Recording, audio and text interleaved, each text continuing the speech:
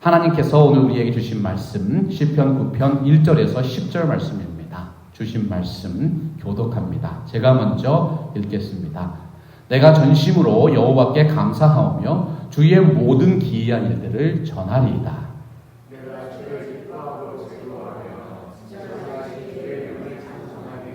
내 원수들이 물러갈 때에 주 앞에서 넘어져 망하매니이다.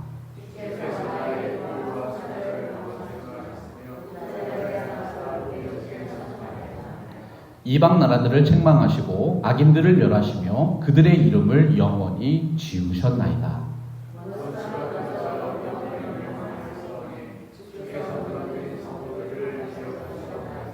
여호와께서 영원히 앉으시며 심판을 위하여 보좌를 준비하셨도다.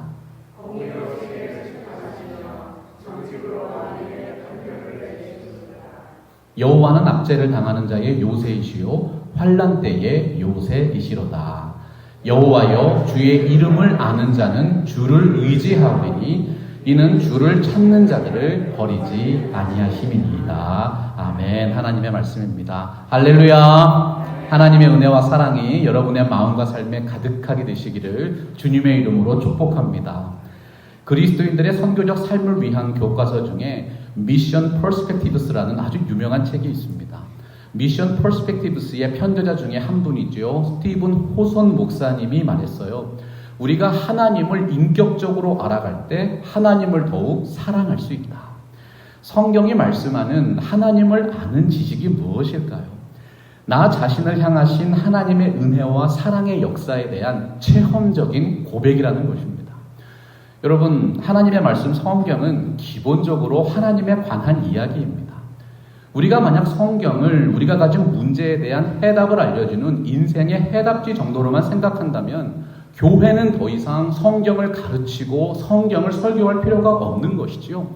단순히 몇 페이지로 정리된 복음만 알면 더 이상 성경을 통해서 하나님을 아는 지식을 추구할 필요가 없기 때문입니다. 그러나 하나님이 기뻐하시는 예배는 바른 신앙을 통해서만 가능합니다. 예배가 무엇일까요?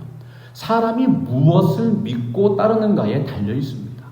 오직 하나님의 말씀의 진리에 근거한 신앙이 우리의 마음과 삶을 바르게 인도하는 것입니다. 오늘날에도 수많은 그리스도인들이 주일마다 예배를 드리러 교회에 나오십니다. 삶 속에서도 하나님의 이름을 부르며 살아갑니다. 하지만 안타깝게도 정말 많은 분들이 자신이 예배하는 하나님이 누구신지 잘 모르고 있다는 것이 너무나도 흥미롭지 않으세요? 구약 성경의 호세아 선지자는 너희가 하나님을 아는 지식이 없어서 망한다고 경고했어요. 이사야 선지자가 선포했지요. 진정한 예배와 선교는 하나님을 아는 지식을 온 땅에 충만하게 전파하는 것이다. 존경하는 팜스프링스 개혁장로교회 성도 여러분, 그리스도인들의 신앙은 하나님의 사랑을 먼저 깨닫고 하나님을 향한 순결한 사랑을 표현해가는 삶입니다. 우리의 신앙이 살아계신 하나님을 향한 진실한 사랑의 표현이 될 때 바로 그 삶이 가장 아름다운 성경적인 예배가 되는 것이죠. 오늘 말씀 1절을 보십시오. 내가 전심으로 여호와께 감사하오며 주의 모든 기이한 일들을 전파하리이다. 시편 1편 이후에 이어지는 시편 2편부터 8편은 고난과 역경 속에서도 하나님의 은혜와 복을 갈망하는 시인의 고백이었습니다. 시편 9편 말씀도 악인들이 득세하고 있는 불의한 세상 속에서 하나님의 이름을 아는 사람을 부르고 있습니다. 시편에 복 있는 사람이 올리는 또 하나의 놀라운 신앙 고백이요 찬양의 시편이죠. 오늘날 많은 그리스도인들이 고백하십니다. 내가 믿고 있는 하나님과 내 삶의 현실은 너무나도 다릅니다. 저는 하나님이 선하신 분이라고 믿습니다. 그런데 왜 세상에는 악이 넘쳐납니까? 하나님은 공의로운 분이라고 말씀하십니다. 그런데 어떻게 세상에는 악인들이 더욱 득세하고 저렇게 형통하게 살아가는 것입니까? 시편 9편은 온 세상을 향하신 하나님의 공의로운 통치를 노래합니다. 여호와를 향한 찬양으로 시작해서 악인들에 대한 심판의 메시지를 전파하고 여호와의 통치를 결론적으로 선포하는 것이지요. 기독교 신앙의 가장 큰 특징이 무엇일까요? 우리가 먼저 하나님께 나아간 것이 아니라 하나님께서 먼저 우리의 삶에 찾아오신 것입니다. 하나님께서 나의 모든 것을 이미 다 알고 계십니다. 그 진리를 믿는 것, 이것이 바로 진정한 신앙의 시작인 것이죠. 하나님과의 영적인 관계를 더욱 깊이 있게 만드는 신앙의 핵심적인 질문 3가지가 무엇입니까? 첫째, 하나님은 누구신가? 둘째, 하나님이 하신 일은 무엇인가? 셋째, 우리 인생들이 그 하나님을 위해서 어떻게 반응해야 하는가? 오늘 말씀 1절을 다시 보시면 내가 전심으로 여호와께 감사하며 주의 모든 기이한 일들을 전파하겠다고 다짐했습니다. 여러분, 고난 가운데서도 이렇게 감사하실 수 있으세요? 악인들이 득세하고 불의가 판을 치는 세상 속에서도 하나님이 나를 위해서 하신 일들을 생각하면 감사할 수 있다는 것이죠.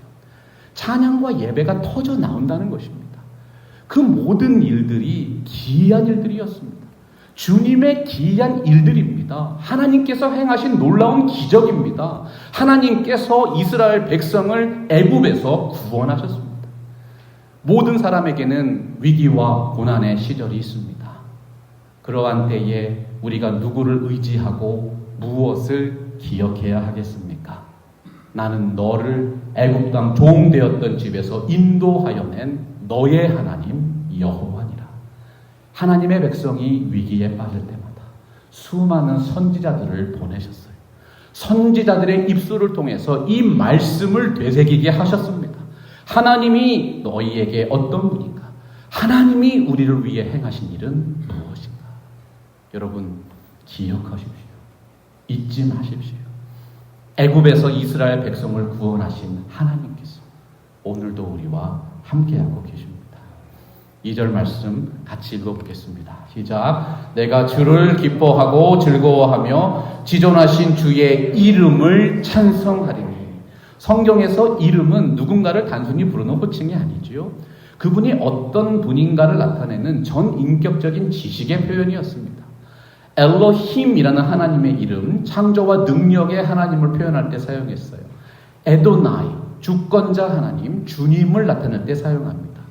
여호와라는 이름은 구원의 하나님이죠. 전쟁에 능하신 하나님을 표현할 때 사용되었습니다. 오늘 말씀의 주의 이름은 하늘과 땅의 통치자이신 지존하신 하나님 여호와를 가리킵니다. 시편 9편의 시인은 바로 그러한 하나님을 찬양하겠다는 강한 의지를 선포하고 있는 것입니다. 나는 주님의 기이한 것들을 체험했습니다. 그렇기 때문에 주의 이름을 찬송합니다. 하나님은 누구신가? 주의 이름을 아는 것입니다. 하나님이 하신 일은 무엇인가? 주님의 기이한 일들을 깨닫고 전파하는 것입니다. 창세기 12장 8절 보면 아브라함이 가나안 땅에서 여호와께 제단을 쌓고 여호와의 이름을 불렀습니다. 하나님의 이름을 부른다. 하나님을 아는 지식을 소유했다는 뜻입니다. 하나님과의 개인적이고도 인격적인 관계가 성립되었음을 우리에게 나타내고 있는 것이지요. 신약 성경의 히브리서 말씀 보면 하나님의 아들 예수 그리스도께서 더욱 아름다운 이름을 얻으셨다고 했어요. 여러분, 그리스도인이 누구입니까? 예수 그리스도의 이름으로 부름받고 예수 그리스도의 이름을 부르며 예수 그리스도의 이름을 위하여 살아가시는 분들입니다. 하나님의 이름을 부르는 사람들, 하나님의 이름을 부르는 삶이 성경이 말씀하는 영적 예배인 것이지요. 하나님의 이름은 하나님의 하나님 되심을 나타내는 영적인 언어입니다. 시편 7편의 마지막 구절에서 다윗이 고백했었지요. 내가 여호와께 그의 의를 따라 감사하며 지존하신 여호와의 이름을 찬양하리로다. 그 다짐이 시편 8편으로 연결되었습니다. 시편 8편 1절과 9절에서도 연이어 선포됩니다. 여호와 우리 주여 주의 이름이 온 땅에 어찌 그리 아름다운지요. 시편 9편의 시인이 고백하는 하나님이 어떤 분이세요? 시편 2편에 기록되었던 하늘에 계신 여호와 하나님입니다. 온 땅과 하늘의 창조자여 통치자이신 영광의 주님을 고백하고 있습니다. 이사야서 42장 8절이 선포했습니다. 나는 여호와이니 이는 내 이름이라. 나는 내 영광을 다른 자에게 내 찬송을 우상에게 주지 아니하리라. 시편 9편의 중요한 모티프 중에 하나는 하나님의 이름을 아는 자와 하나님의 이름을 모르는 자 사이의 철저한 구별입니다. 하나님을 아는 지식은 단순한 정보에 대한 이해와 반응이 아니죠. 오늘 말씀이 전파하고 있는 것처럼 전심으로 주님께 감사하고 전심으로 주님을 기뻐하고 즐거워하는 하나님과의 영적인 관계에 대한 체험적인 고백입니다. 웨스트민스터 신앙 고백이 가르치는 인생의 목적이 무엇입니까? 인생의 목적은 하나님을 영화롭게 하고 그분을 영원토록 즐거워하는 것입니다. 시편이 말씀하는 의인과 악인의 구별은 단지 윤리적인 측면만 있는 것이 아닙니다. 하나님을 알고 있는가? 하나님과의 영적인 관계에 따라서 의인과 악인을 구별하십니다. 오늘 말씀 3절 보세요. 내 원수들이 물러갈 때에 주 앞에서 넘어져 망함이니이다. 시인의 원수들은 곧 하나님의 원수들이었어요. 그들은 하나님을 경외하지 않는 자들이었습니다. 하나님의 이름을 부르지 않는 자들이었습니다. 하나님이 기름 부어 세우신 시온의 왕의 통치를 인정하지 않는 사람들이었어요. 시편 9편의 시인은 하나님의 공의로운 통치를 대적하는 모든 악인들의 멸망을 염두에 두고 있습니다. 왜냐하면 그것이 악인들을 향하신 하나님의 판결과 심판이었기 때문이죠. 주께서 나의 의와 송사를 변호하셨으며 보좌에 앉으사 의롭게 심판하셨나이다. 죄악된 세상을 살아가는 의인들의 고통은 악한 일에 대한 징벌이 속히 이루어지지 않는다는 데 있습니다. 시편 94편 3절에서도 비슷한 고백을 했죠. 여호와여 악인이 언제까지 개가를 부르리까? 오늘 말씀의 시인은 그들이 결국 하나님 앞에서 멸망하게 될 것이라고 선포합니다. 보좌에 앉으신 하나님이 친히 우리들의 재판관이 되셔서 정의로운 심판을 내리십니다. 오늘날 세계 도처에 드러나고 있는 끔찍한 범죄와 전쟁을 보세요. 도대체 하나님이 어디에 계십니까? 하나님이 정말 살아계시다면 어떻게 이런 일이 일어날 수 있는가? 탄원하는 인생들이 있습니다. 여호와여 악인들이 언제까지 개가를 부르리까? 세상의 재판정에서는 이루어질 수 없는 영원하고 완전한 공의와 통치가 보좌에 앉으신 영광의 주님을 통해서 이 땅에 이루어지는 것입니다. 하나님의 공의로운 성품에 대해서 사람들이 의심을 품게 되는 것은 그것이 이루어지기까지 왜 그렇게 오랜 시간이 필요한가입니다. 이것이 바로 성경이 이야기하고 있는 악의 문제에 대한 핵심적인 질문이죠. 성경 말씀 보면 예레미야 선지자가 비슷한 질문을 던졌어요. 예레미야서 12장 1절입니다. 여호와여 내가 주와 변론할 때에는 주께서 의로우시나이다. 그러나 내가 주께 질문하옵나니 악한 자의 길이 형통하며 반역한 자가 다 평안함은 무슨 까닭이니까? 하나님은 그분의 공의로운 심판을 여러 가지 이유로 연기하십니다. 하나님이 이루시기 원하시는 더욱 큰 은혜와 목적이 있기 때문이죠. 베드로후서 3장 9절에서 말씀했습니다. 주의 약속은 어떤 이들이 더디다고 생각하는 것 같이 더딘 것이 아니라 오직 주께서는 너희를 대하여 오랜 장사 아무도 멸망하지 아니하고 다 회개하기에 이르시기를 원하시느니라. 성경이 말씀하는 악인이 누구일까요?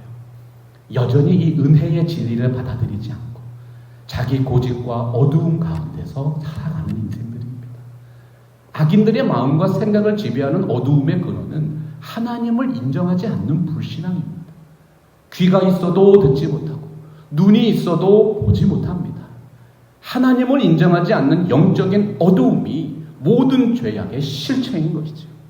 끔찍한 범죄를 저지른 사람이 나중에 자백하는 것을 한번 들어보세요. 어떻게 말합니까? 그때에는 눈에 보이는 것이 없었고 귀에 들리는 것이 없었다고 얘기해요. 성경이 말씀하는 죄악도 똑같습니다.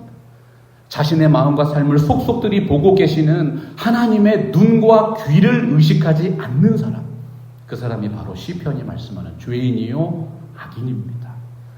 하나님의 통치를 인정하지 않는 악인들에 대한 시편의 그림은 언제나 동일합니다.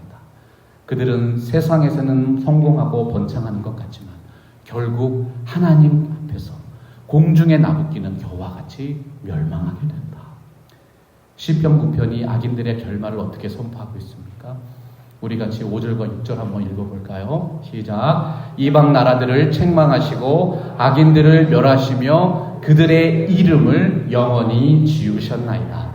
원수가 끊어져 영원히 멸망하였사오니 주께서 무너뜨린 성읍들을 기억할 수 없나이다. 여러분, 이름이 지워집니다. 그들의 존재 자체가 흔적도 없이 사라집니다. 원수가 패망을 당하되 아무도 그들의 존재를 기억조차 하지 않게 된다는 것이죠. 얼마나 허무하고 허망한 인생입니까? 모든 악의 근원은 하나님의 통치에 반기를 들고 대적하는 교만한 마음입니다. 교만한 사람은 그 마음과 삶에 하나님을 두려워함이 없습니다. 드러내놓고 악을 행합니다. 다른 이들을 향해서도 말합니다. 하나님이 대체 어디 있느냐? 망령된 말을 늘어놓는 것이죠. 창조주 하나님께서 보시기에 그들의 생각과 의도가 얼마나 어리석어 보이겠어요. 시편 2편 4절이 말씀했습니다. 하늘에 계신 이가 웃으시며 주께서 그들을 비웃으시리로다. 여러분, 하나님은 참으로 오래 참으시는 분이십니다. 그러나 한 가지를 반드시 기억하세요. 하나님의 인내에는 끝이 있습니다. 신학자 조나단 에드워즈가 말했어요. 하나님의 진노의 날은 하나님이 계획하신 시간에서 단 1초도 연기되지 않은 것입니다. 하나님의 심판이 없으면 공의와 정의도 성취되지 않는 것입니다. 이 땅의 모든 인생들은 반드시 무엇인가를 붙들고 의지하고 예배하면서 살아가야 합니다.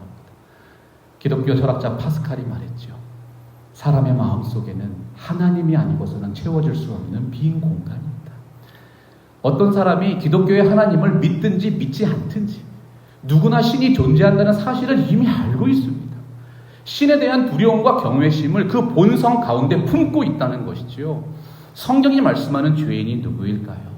자신의 본성과 마음속에 하나님을 알만한 감각이 있는데도 여전히 그 진리를 인정하지 않는 것입니다. 이는 하나님을 알만한 것이 저희 속에 보입니다. 하나님께서 이를 저희에게 보이셨느니라. 인간의 삶에 있어서 종교라고 하는 것은 가장 일반적이고 보편적인 현상입니다. 종교개혁가인 요한 칼빈은 인간은 태어날 때부터 종교심을 가지고 있다고 말했습니다. 사람은 누구나 하나님의 존재에 대한 분명한 신지식을 가지고 있습니다. 오늘 시편 9편 말씀은 모든 인생이 분명하게 깨달아야 하는 정말 중요한 진리 한 가지를 우리에게 교훈하고 있습니다. 하나님께서 이 땅을 심판하신다는 진리인 것이죠. 오늘 말씀 7절과 8절 한번 읽어보겠습니다. 여호와께서 영원히 앉으시며 심판을 위하여 보좌를 준비하셨도다. 공의로 세계를 심판하시며 정직으로 만민에게 판결을 내리시리로다. 하나님의 통치의 원리는 공의와 정직입니다. 성경이 말씀하는 공의는 관계를 회복시키는 것이고 정직과 정의는 질서를 바르게 세우는 것이죠. 하나님의 다스리심이 세상에 임할 때 비로소 온전한 공의와 정의를 온 인생들이 누리게 되는 것입니다. 이러한 하나님의 통치가 모든 인생들에게 진정한 기쁨과 즐거움이 된다는 것이 시편의 핵심 메시지입니다. 인생이 경험하는 고통의 문제는 하나님을 인정하지 않는 불신앙으로부터 시작되었어요. 사람의 마음 속에 품고 있는 그 반역심과 죄성이 하나님과 이웃과의 공의로운 관계를 파괴시켰습니다. 공동체의 정직함과 질서를 어지럽히는 타락상으로 나타났습니다. 시편 53편 1절이 통찰했죠. 어리석은 자는 그 마음에 이르기를 하나님이 없다 하도다. 오늘 말씀의 시인은 문제의 유일한 해결책이 무엇인가? 하나님의 통치를 인정하는 삶이라고 역설하는 것입니다. 하나님께서 우리의 마음과 삶을 언제나 보고 계십니다. 하나님을 의식하며 살아가는 삶이 하나님의 통치를 인정하는 삶입니다. 오늘 말씀 9절이죠. 여호와는 압제를 당하는 자의 요새이시요 환난 때의 요새이시로다. 심판의 날은 환난의 날입니다. 환난의 날에는 피할 것이 있는 분들이 복 있는 분들이에요. 시편 9편은 복 있는 사람에게는 심판의 하나님이 구원의 하나님이 되주신다고 말씀하고 있는 것입니다. 하늘과 땅의 재판관이신 하나님의 판결이 환난 날의 영원한 피난처요 견고한 요새와 산성이 되는 것입니다. 이 세상의 마지막 날에 여러분들에게 어떠한 판결이 내려질지 확신하고 살아가고 계십니까? 악인들에게는 그 심판의 날이 멸망의 날이에요. 하지만 의인들에게는 하나님의 심판의 날이 모든 고통과 압제가 사라지는 자유와 기쁨과 구원의 날이 되는 것이죠. 우리도 원래는 하나님의 공의로운 심판의 대상이었습니다. 로마서 3장 10절에서 기록했습니다. 이 땅에 의인은 없나니 하나도 없다. 하지만 우리가 받을 그 공의로운 형벌이 2000년 전 골고다 언덕 위에서 집행되었습니다. 예수 그리스도의 십자가 사건입니다. 만약 하나님께서 공의의 문제에서 타협하시는 분이라면 예수님은 십자가 위에서 죽으실 필요가 없습니다. 자신의 아들을 죽이시지 않고 그냥 모든 사람을 용서하면 되는 것이지요. 그러나 하나님은 그렇게 하실 수가 없으십니다. 왜냐하면 하나님은 공의의 하나님이시기 때문입니다. 하나님 자체가 공의와 정의의 원천이시기 때문입니다. 히브리서 9장 22절 보십시오. 피 흘림이 없은즉 사함도 없느니라. 죄에는 반드시 형벌이 따라야 합니다. 하나님은 아무런 대가 없이 악인에게 무죄를 선고하시지 않습니다. 여러분, 우리가 구원을 받기 위해서 누군가 그 죄에 대한 대가를 치러야 했습니다. 그렇기 때문에 예수 그리스도의 십자가가 하나님의 공의와 정의의 절정인 것이죠. 십자가에서 하나님의 공의가 이루어졌습니다. 우리의 죄를 대속하신 예수 그리스도가 우리에게 하나님의 영원한 은혜와 사랑이 되신 것입니다. 요한복음 3장 18절이 선포합니다. 그를 믿는 자는 심판을 받지 아니하는 것이요 믿지 아니하는 자는 하나님의 독생자의 이름을 믿지 아니하므로 벌써 심판을 받은 것입니다. 많은 분들이 하나님의 심판을 미래에 있을 일로만 생각합니다. 맞는 말이지요. 그런데 그 심판에 대한 판결은 어떻습니까? 믿지 아니하는 자는 하나님의 독생자의 이름을 믿지 아니하므로 벌써 심판을 받은 것입니다. 사실상 이 땅에서 생존하시는 동안 예수님을 믿지 않고 죽으면 영원한 죽음과 지옥이 확정됩니다. 이 땅에서 살아가고 계신 모든 인생들에게 가장 시급한 문제가 무엇입니까? 자기 자신의 믿음과 의지로 예수님을 나의 구주, 나의 하나님으로 영접하시는 것입니다. 그래야지만 영생과 천국을 유업으로 받는 사람이 됩니다. 하나님의 이름을 부르는 복 있는 인생이 되시는 것이죠. 우리 다 같이 10절 말씀 믿음으로 함께 고백하겠습니다. 시작. 여호와여 주의 이름을 아는 자는 주를 의지하오리니 이는 주를 찾는 자들을 버리지 아니하심이니이다. 할렐루야. 재판관이신 하나님께서 사악한 자들의 이름을 지워버리실 것입니다. 아무도 그들의 이름을 기억할 수 없습니다. 그들의 존재와 흔적조차도 사라지게 되어 있습니다. 하지만 주님의 이름을 아는 분들은 어때요? 하나님의 그 모든 의인들을 결단코 잊지 아니하시고 결단코 버리지 아니하십니다. 주님의 이름을 부른다는 것은 하나님을 아는 체험적인 지식을 선포하는 것입니다. 주님의 이름을 아는 분들은 주님을 의지합니다. 주님을 간절하게 찾는 분들입니다. 하나님의 마음에 합한 영적인 예배자의 삶을 살아가는 것이지요. 하나님의 이름과 관련된 매우 중요한 구절은 사무엘하 7장 13절이었습니다. 그는 나의 이름을 위하여 집을 건축할 것이요 나는 그의 나라 왕위를 영원히 견고하게 하리라. 이 땅에 성전 짓기를 허락하신 하나님의 의도가 무엇이었어요? 하나님의 이름을 위하여 지으라는 것입니다. 여러분, 진정한 성전이 무엇입니까?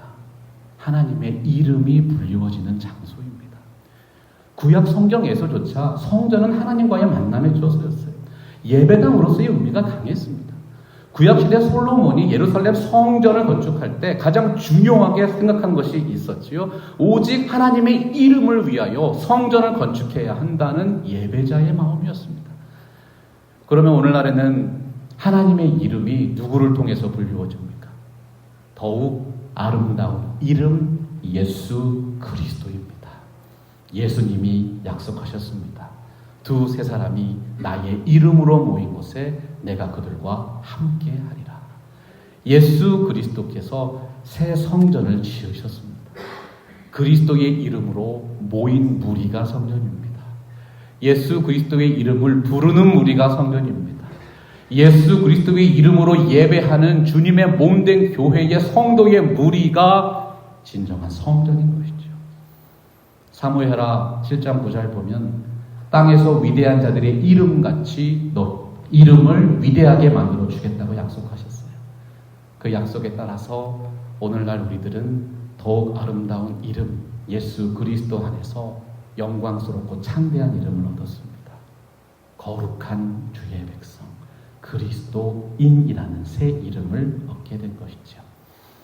사랑하는 팜스프링스 개혁 장로교회 성도 여러분, 우리는 오늘 시편 9편이 선포하는 마지막 심판을 준비하면서 살아가야 합니다. 이제 우리에게 하나님의 공의와 심판은 예수 그리스도의 이름 안에서 감사와 기쁨과 구원의 소망이 되었기 때문입니다.